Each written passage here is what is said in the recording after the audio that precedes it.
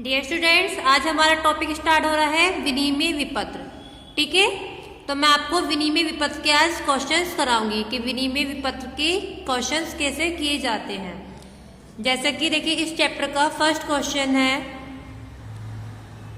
ये विपत्र की स्वीकृति एवं देय तिथि पर भुगतान। मतलब ये दो टॉपिक इसमें क्लियर होंगे इन दोनों क्वेश्चन में। तो फर्स्ट क्वेश्चन में एक पॉइंट दिया हुआ नहीं माल खरीदने बेचने का, इसलिए मैं आपको सेकंड क्वेश्चन करा रही हूँ। फिर फर्स्ट आपका होमवर्क रहेगा, सेकंड क्वेश्चन मैं करा रही हूँ। ठीक है, चलिए अब हम देखते हैं इसमें सेकंड क्वेश्चन की एंट्रीज बनाएंगे। इसमें क्या करना होता है, विनिमय विपत्र के क्वेश्चंस में हमें जनरल एंट्रीज बनानी होती है। एक माल खरीदता है और एक माल बेचता है, तो दोनों का हम अलग अलग जनरल एंट्रीज तैयार करेंगे। ठीक है, देखिए जैसे कि इसमें है 1 जनवरी 2010 को किशोर ने राजेंद्र को 800 रुपए का उधार माल बेचा। माल किसने बेचा है? किशोर ने बेचा है। खरीदा किसने है? राजेंद्र ने। ठीक है, तो अकाउंट मतलब जनरल एंट्रीज के लेखे कितने होंगे? दोनों के होंगे अलग अलग। तो पहले एंट्रीज बनेगी 1 पेज पर पे, फिर इसके सामने सेकंड पेपर पे एंट्रीज बनेगी। ठीक है, तो सबसे पहले हम बनाएंगे खरीदने वाले की। खरीदने वाला कौन है यहाँ पे? खरीदने वाला है राजेंद्र। ठीक है, तो यहां बनाएंगे हम राजेंद्र बुक्स।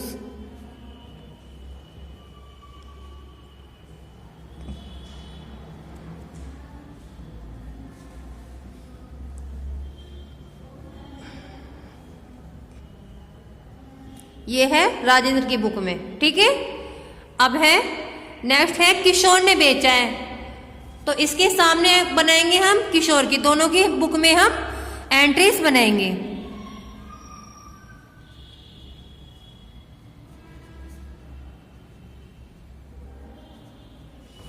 क्लियर? अब ये कौन है? खरीदने वाला। ठीक है, और ये है बेचने वाला। दोनों का हम लेखा बनाएंगे। हमें जनरल एंट्रीज बनानी है। देखिए, ये जनरल एंट्रीज का परफॉर्मा है। ठीक है, आमने सामने हम एंट्रीज बनाते जाएंगे। अब देखिए, हम फर्स्ट एंट्री बनाएंगे। क्वेश्चन है सेकंड क्वेश्चन, 1 जनवरी 2010 को किशोर ने राजेंद्र को 800 रुपए का उधार माल बेचा। अब देखिए, राजेंद्र जो है वो अपने अकाउंट में अपने नाम की एंट्री तो नहीं बनाएगा, वो किसी बनाएगा? किशोर की। किशोर का नाम आएगा राजेंद्र की बुक में, राजेंद्र का नाम आएगा किशोर की बुक में। ठीक है, राजेंद्र का नाम राजेंद्र की बुक में नहीं आने का है। क्लियर? तो राजेंद्र ने क्या है? खरीदने वाला है, तो इसकी एंट्री क्या बनेगी? परचेस। यहां बनेगी परचेस अकाउंट डेबिट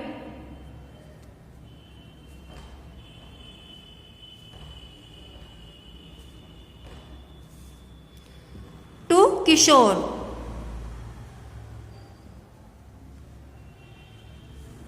ठीक है, 1 जनवरी है ये। क्लियर हो गया? अमाउंट कितनी थी? 800 रुपए का माल था। किशोर ने क्या करा था? किशोर ने माल बेचा था और खरीदा किसे है? राजेंद्र ने। तो राजेंद्र ने अपनी बुक में एंट्री बनाई है खरीदने की, परचेस अकाउंट डेबिट टू किशोर। किससे खरीदा है? किशोर से। ठीक है, अब किशोर क्या एंट्री बनाएगा? बेचने की, क्योंकि माल किशोर ने बेचा है। किसको बेचा है? राजेंद्र को बेचा है। तो बेचने वाले को हम ऊपर डालेंगे, डेबिट करेंगे, तो यह आएगा Rajendra debit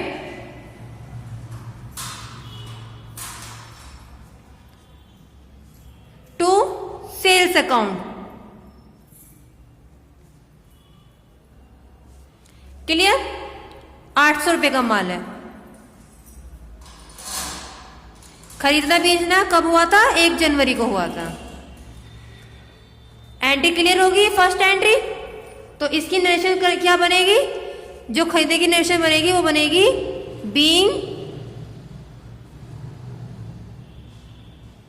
being goods purchase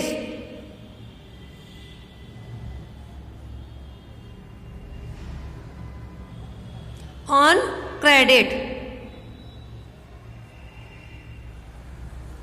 ठीक है, तो बेचने की नरेशन बनेगी being goods sold to Rajendra, sorry हाँ राजेंद्र आएगा इसमें, ठीक है, क्योंकि इसी को तो बेचा है।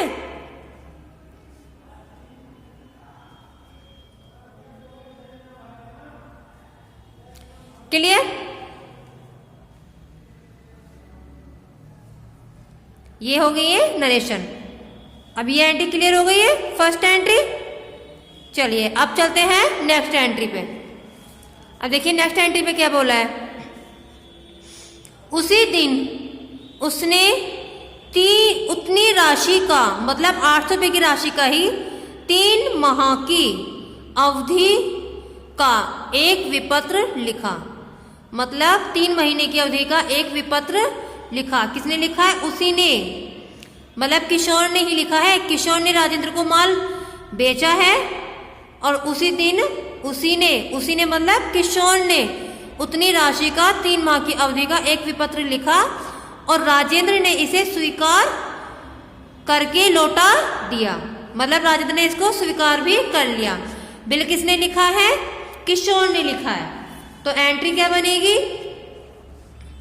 यहाँ पर एंट्री में नाम किसका आएगा? यहाँ पे अब मतलब किशोर का आएगा ना। सुरेश के अकाउंट में क्या आएगा? किशोर डेबिट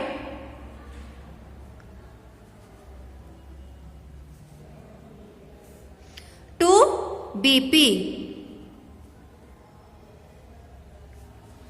ठीक है, तो यहां पे इसकी एंट्री क्या बनेगी? अब इसने स्वीकार करा है तो यहां पर आएगी BR account debit to Rajendra. Rajendra ने स्वीकार कर लिया है बिल। ठीक है,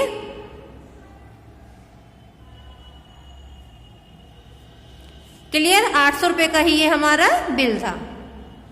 अमाउंट में कोई चेंजिंग नहीं है, तो हमने यहाँ पे भी हमने 800 रुपये कर दिए। क्लियर? तो इसकी नरेशन बनेगी बीइंग एक्सेप्टेंस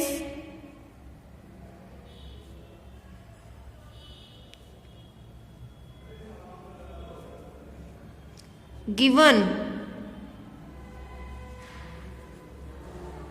अब इसकी बनेगी बीइंग, यहां पे स्वीकार करा है ना, एक्सेप्टेंस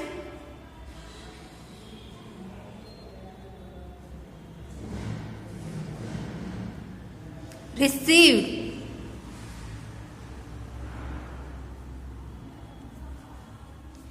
क्लियर? तो ये कब का था बिल? जो लिखा था 3 माह की अवधि का था। तो जनवरी फरवरी मार्च, तो मार्च निकल गया तो यह पे आएगा 3 महीने के बाद की डेट क्या आती है? 1 अप्रैल। क्लियर? तो यहां पर भी आएगा 1 अप्रैल। अब है next entry.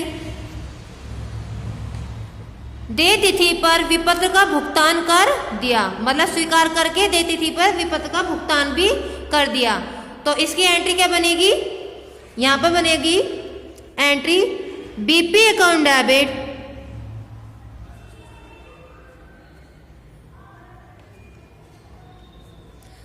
To cash account. ठीक है, 800 रुपये का पे भी कर देता, बिल का पूरा भुगतान कर दिया। ठीक है, तो इसकी एंट्री बनेगी, सॉरी नरेशन बनेगी बीइंग पेमेंट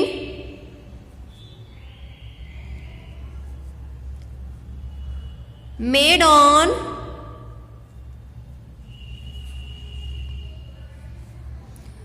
मैच्योरिटी।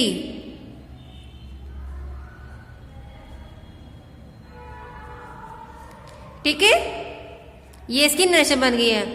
अब इसकी नेक्स्ट एंट्री क्या बनेगी? इसके सामने की किशोर बनाएगा अपने बुक में cash account debit to BR, मतलब बिल्स रिसीव ठीक है, 800 रुपए की अमाउंट थी, 800 रुपए के बिल का भुगतान कर दिया था। तो यहाँ पे ये एंट्री क्या बनेगी, रिसीव की। इसने अपनी एंट्री रिसीव की बनाई है यहाँ पे किशोर ने। तो रिसीव की एंट्री के लिए हम नरेशन बनाएंगे being payment received on due date.